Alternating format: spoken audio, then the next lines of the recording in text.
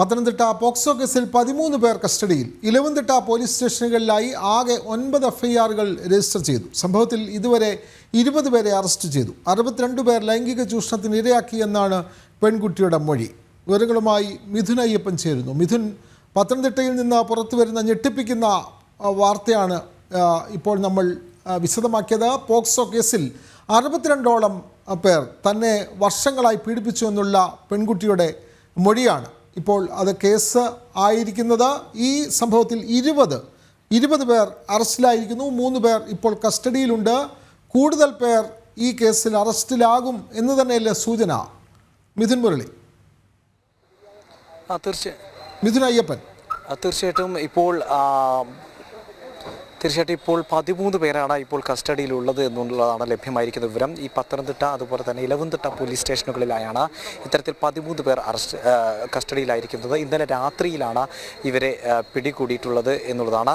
ഇവരുടെ ആരുടെയും arrest രേഖപ്പെടുത്തിയിട്ടില്ല. Arrest രേഖപ്പെടുത്തുന്നതിന് മുമ്പ് കൂടുതൽ ശാസ്ത്രീയമായിട്ടുള്ള തെളിവുകളും പെൺകുട്ടി ആരോപിക്കുന്ന ഈ കാര്യങ്ങളിലടക്കം തന്നെ കൃത്യമായിട്ടുള്ള തെളിവുകൾ ലഭ്യമാകേണ്ടതുണ്ട്. അത്തരത്തിലുള്ള ഒരു കാര്യങ്ങളിലേക്ക് കടന്നെങ്കിൽ മാത്രമേ അറസ്റ്റിലേക്കുള്ള നടപടിയിലേക്ക് നീങ്ങൂ. ഇന്ന് ഉച്ചയ്ക്ക് ശേഷം അറസ്റ്റ് രേഖപ്പെടുത്തുന്ന നടപടിയിലേക്ക് കടക്കുമെന്നാണ് ഇപ്പോൾ ഞാനിപ്പോൾ നിൽക്കുന്ന പത്തനംതിട്ട പോലീസ് സ്റ്റേഷനിൽ നിന്ന് നമുക്ക് ലഭ്യമാകുന്ന വിവരം. ഏതായാലും ഇപ്പോൾ 9 കേസുകളാണ്, 9 എഫ്ഐആറുകളാണ് ഇപ്പോൾ ഈ സംഭവവുമായി ബന്ധപ്പെട്ട് ഈ 2 സ്റ്റേഷനുകൾ, അതായത് പത്തനംതിട്ട പോലീസ് സ്റ്റേഷനും ഇലവുംതിട്ട പോലീസ് സ്റ്റേഷനുമായി രജിസ്റ്റർ ചെയ്തിട്ടുള്ളത്. ഇതിൽ ആകെ 20 പേരുടെ അറസ്റ്റ് രേഖപ്പെടുത്തിയിട്ടുണ്ട്. ഏതാണ്ട് 63 പേർ തന്നെ 5 വർഷമായി പീഡിപ്പിച്ചു എന്നുള്ളതാണ് പെൺകുട്ടി നൽകിയിരിക്കുന്ന CWCക്ക് നൽകിയിരിക്കുന്ന മൊഴി. അതിൻ്റെ അടിസ്ഥാനത്തിൽ നടത്തിയ കേസന്വേഷണത്തിലാണ് ഇപ്പോൾ ഏതാണ്ട് 40 പേരെ പോലീസ് തിരിച്ചറിഞ്ഞിട്ടുള്ളത്. 40 പേരെ പോലീസ് തിരിച്ചറിയുകയും പിന്നീട് കൂടുതൽ അറസ്റ്റിലേക്കും കൂടുതൽ നടപടിയിലേക്ക് നീങ്ങുകയും ചെയ്യുന്ന ഒരു സ്ഥിതിവിശേഷമാണുള്ളത്. ഇപ്പോൾ പെൺകുട്ടി നൽകിയിരിക്കുന്ന വിവരത്തിൻ്റെ അടിസ്ഥാനത്തിലും പോലീസ് പെൺകുട്ടിയുടെ പിതാവിൻ്റെ ഫോണിൽ നിന്ന് ശേഖരിച്ച ഫോണിൽ നിന്നും അതുപോലെ തന്നെ പെൺകുട്ടിയുടെ ഡയറിയിൽ നിന്നും ശേഖരിച്ച വിവരങ്ങളുടെയും അടിസ്ഥാനത്തിൽ വിവിധ സംഘങ്ങളായി തിരിഞ്ഞുകൊണ്ടുള്ള ഒരു അന്വേഷണമാണ് ഇപ്പോൾ പോലീസ് നടത്തുന്നത്. കാരണം ജില്ലയ്ക്ക് പുറത്തും സംസ്ഥാനത്തിന് പുറത്തു വരെ ഈ പ്രതികളിപ്പോൾ അത്തരത്തിൽ ജില്ലയ്ക്ക് പുറത്തും സംസ്ഥാനത്തിന് പുറത്തു വരെ ഉണ്ട് എന്നുള്ളതാണ് ലഭ്യമായിരിക്കുന്നത്. കാരണം ഏതാണ്ട് 5 വർഷം മുമ്പ് നടന്ന സംഭവങ്ങളുണ്ട്. ഇവരെല്ലാം ഇപ്പോൾ നിലവിൽ വിവിധ ഇടങ്ങളിലായി ജോലിക്കും മറ്റു കാര്യങ്ങൾക്ക് വേണ്ടി വിവിധ ഇടങ്ങളിലാണുള്ളത്.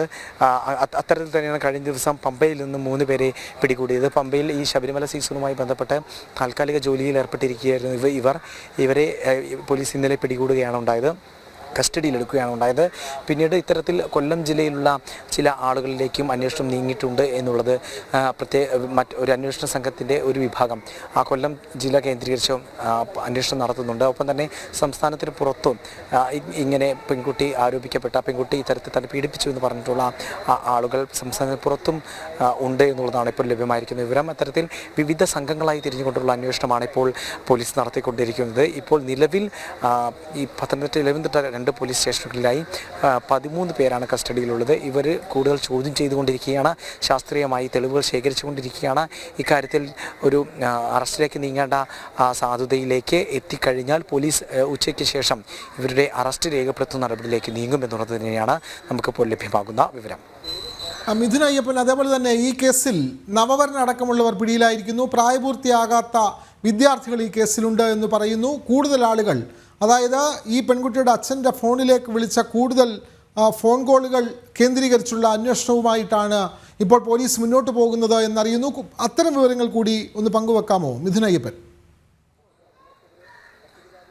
ഈ പെൺകുട്ടിക്ക് ഫോൺ ഉണ്ടായിരുന്നില്ല. പെൺകുട്ടി പിതാവിൻ്റെ ഫോണാണ് ഉപയോഗിച്ചിരുന്നത്. ഒപ്പം തന്നെ ഇതുമായി ബന്ധപ്പെട്ട് നിന്നിരുന്നവർ, പെൺകുട്ടിയുമായി ബന്ധപ്പെട്ടവരെല്ലാം തന്നെ ഈ പിതാവ് ഉപയോഗിക്കുന്ന ഫോണിലേക്ക് തന്നെയാണ് വിളിച്ചിരുന്നത് എന്നാണ് മനസ്സിലാക്കാൻ സാധിക്കുന്നത്. അതുകൊണ്ട് തന്നെ ഈ ഫോൺ രേഖകൾ ഏറ്റവും സുപ്രധാനമാണ് ഈ കേസിൽ. അപ്പോൾ അത് കേന്ദ്രീകരിച്ചുള്ള അന്വേഷണമാണ് ഇപ്പോൾ പ്രാഥമികമായിട്ടുള്ള ഘട്ടത്തിൽ നടത്തിക്കൊണ്ടിരിക്കുന്നതും. അങ്ങനെ ഉള്ളൊരു അന്വേഷണം പുരോഗമിച്ചു കൊണ്ടിരിക്കുന്നു. നേരത്തെ സൂചിപ്പിച്ചതുപോലെ തന്നെ ഇന്ന് വിവാഹ നിശ്ചയം ഉറപ്പിച്ചിരുന്ന യുവാവ് കൂടി ഇന്നലെ അറസ്റ്റ്